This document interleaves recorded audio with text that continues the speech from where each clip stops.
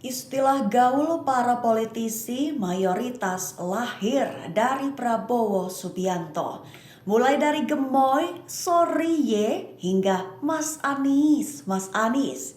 Dikutip dari Tribun News pada 30 Desember, sejumlah istilah politik bermunculan sepanjang tahun 2023 jelang Pilpres 2024. Satu istilah yang paling populer hingga saat ini adalah cawe-cawe. Istilah itu bermula dari pernyataan Presiden Jokowi yang akan cawe-cawe untuk urusan Pilpres 2024. Kini istilah politik pun kian bermunculan seusai debat Capres putaran pertama pada 12 Desember lalu.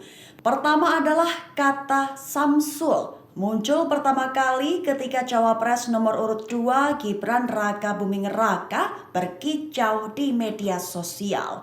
Istilah itu kemudian dikaitkan beberapa kalangan di media sosial sebagai asam sulfat.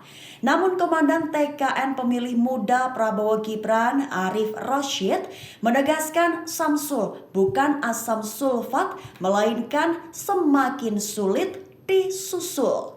Dimaksudkan survei elektabilitas Prabowo Gibran makin sulit disusul oleh kandidat lainnya di Pilpres 2024. Kedua adalah kata ordal yang digaungkan oleh Anies Baswedan menyinggung fenomena orang dalam yang semakin menjadi-jadi di Indonesia.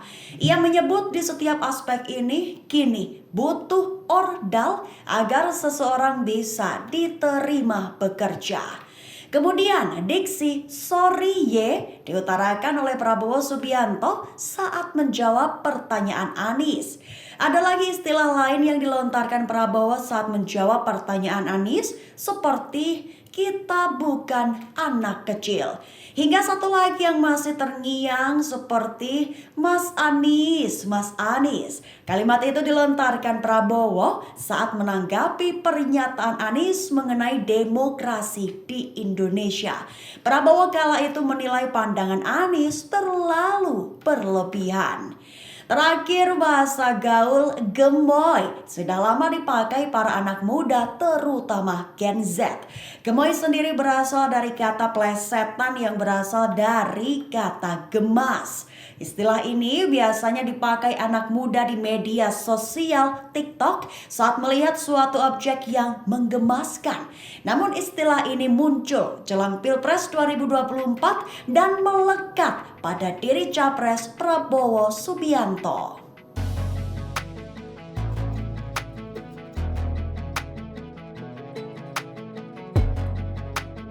Download Tribun X sekarang, menghadirkan lokal menjadi Indonesia.